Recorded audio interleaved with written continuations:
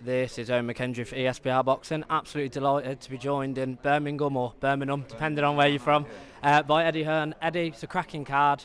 Bloodline, Edwards Yafai. Talk to me about how you feel that fight is going to go. Because obviously I've seen people saying, is Yafai going to take the Bam Rodriguez route? Is he going to try and make it a fight in one half? Do you think that's what he needs to do? Yeah, I think that Bam set the blueprint to beat Sonny.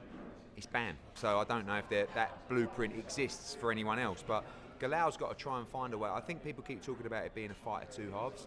I think that's quite dangerous if you're Galal, because the last thing you want to do is allow Galal to build a lead. Sonny to build a lead in the fight. He starts getting into his rhythm. He starts getting confident. He starts to frustrate you. So I think that Rob McCracken and the team will be looking to, make sure that they're competitive early. They set the pace early on. They try and cut him off as quickly as they can. But that's dangerous in itself. So I don't think anyone can confidently pick how this fight's going to go. And I think that's a sign of how good the fight is. And the whole card, great night tomorrow night in Birmingham.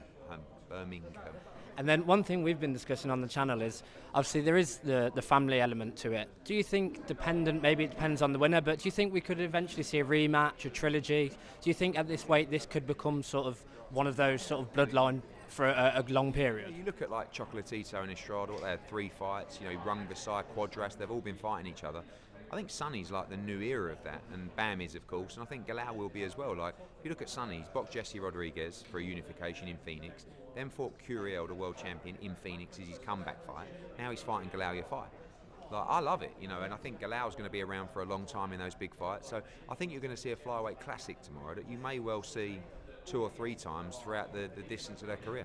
Obviously, there is a couple of 50-50 fights on the card, but one fight I want to touch on is Cameron Vaughn, Gavin Gwynn. I think this is a real step up for Cameron Vaughn, and it's a real sort of testament to see where he's at this stage of his career. You said obviously yourself on stage, obviously that the £3 is massive, every pound counts. Do you think this is a potential banana skin for Cameron Vaughn? For sure. I mean, if you look at Cameron's last victory, it's a good win. I don't think it was a stunning performance, and there's a lot of pressure on Cameron because we're throwing him in all these like big fights, and he hasn't had that much experience as a professional, but he wants to move at that speed. Sam Jones wants to move him at that speed. Gavin Gwynn's a tough man. But I think Gavin will get pinged everywhere early, but if he gets through 3 or 4 rounds and starts walking him down and beating him up and hitting the body, he can be really effective. I mean, it's just one fight ago that he was British Commonwealth European champion or so. So this is a massive step up for Cameron, and it's a great fight. I mean, Ryan Kelly against Kieran Conway, great fight. Lewis Ritson against Conor Walker, great fight. Stevenson against Troy Jones, I'm really looking forward to that. I've not really watched both, but it's the kind of fights we want to make. Just bring the atmosphere, bring the energy, and are very competitive. I'll be honest, before we move on to my next question, I've seen Troy Jones fight on the small hall shows and the BCB ones in Birmingham. I don't think there'll be many jabs thrown. I think it's just going to be absolute fireworks. You've got a chance. I mean, he sold 700 tickets on his own. Like, I'm looking at that as a promoter going, I love this kid. Now, if he looks good and if he performs, he's coming back. And I think Stevenson's up for the fight as well, so I think it'll be a really good fight. Elsewhere, we've seen a big call out from Conor Benn, Mario Barrios. For yourself, obviously, selfishly, the Chris Eubank fight makes the most money. Conor Benn obviously wants to be a world champion. Where do you stand? Is it a case of, can you advise, or do you see whatever Conor Benn wants to do, or do you really want that Eubank fight?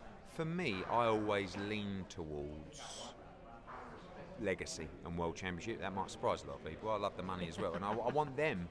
Like, it's very difficult when a fighter's got a chance in one night to secure his entire future for the rest of his life and his kids. Like, you could never deny a fighter that opportunity, but if you believe in yourself, if you're young enough, sometimes you choose to roll the dice a little bit. Conor Benn right now is saying to me, let's fight for a world title, then let's fight Eubank. But if you lose for the world title, the Eubank fight might still be there, but if you win the world title, it makes the Eubank fight even bigger. And like, the Eubank fight's probably not one of those fights they're just going to make like that. Like, it's very difficult to deal with those people, but hopefully it gets made. But I'm all up for Barrios. I think it's a massive fight in London. Really good fight. And, you can't deny Conor. If Conor chooses to go down a world championship route, it's a big move. And I think that's how he's leaning at the moment. Recent signing, George Kambosos. Seen him having a bit of a Twitter spat this morning, and I thought maybe last night with Teofimo Lopez. What do you make of that? Because obviously George Kambosos has made a unification with Devin Haney, with 2-0 against you. Do you think that fight can be made? Yeah, I think that George is still a big name, you know, and still a good fighter. Very opinionated, very well known. And I think there's a lot of big fights for him at 140. I think, you know, next week you've got Paro against Hitchens. If Paro was to win that fight, that sets up a massive all-Australian fight. So for me, get that fight probably February time in Australia and then jump into a big fight, whether that's Teofimo rematch, you know, whether that's one of our guys, like we said, Paro, Hitchens, Catterall, I mean, Regis Prograde. I don't know, we've got so many at 140, but he's still got a lot to give, and I'm looking forward to seeing him back. One thing I want to touch on, I've seen your best mate and biggest fan, Oscar De La Hoya, deleted his Clapback Thursday video. One of the key things I took from that was he mentioned Shakur Stevenson. He claimed, obviously, Matchroom and yourself have mishandled a potential star of boxing because they offered him the Kid Austin fight. Where do you stand on that? Did you offer that fight, or is this just Oscar? I mean, that's his fighter. So I get it, you know, I understand what he's saying. Like, it's never the right time to fight Shakur Stevenson.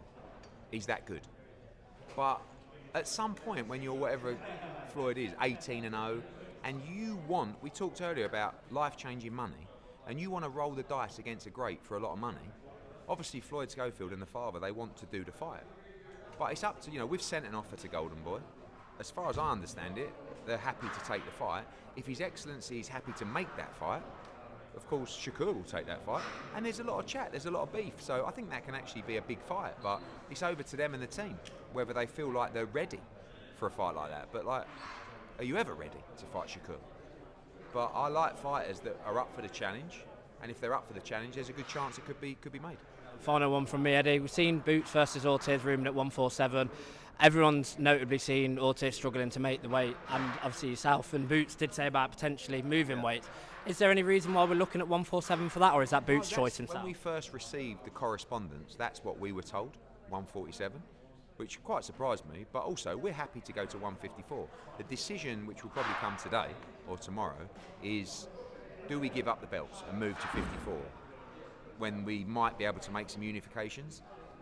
I don't know the answer. I love Boots against Ortiz. I think it's a great fight, and I really like Duron's chances in that fight. But Virgil's a great fighter as well. So there's going to be a lot of deals being done today, tonight, and tomorrow morning, and you'll hear about them very soon. And Eddie, my very final one. Selfishly, I'm from Coventry. I've known Aaron many years. When can we get a show at the Sky Dome in Coventry? The way that he's selling tickets, I mean, like, he's just having a comeback fight, and he's done over 500 tickets.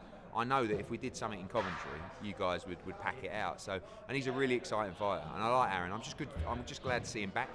Must have been a very frustrating time. Let's get him on a bit of a roll now. Keep supporting Aaron Bowen, and maybe one day Coventry will happen for the first time. Eddie Hearn, thank you so much. Thanks, mate.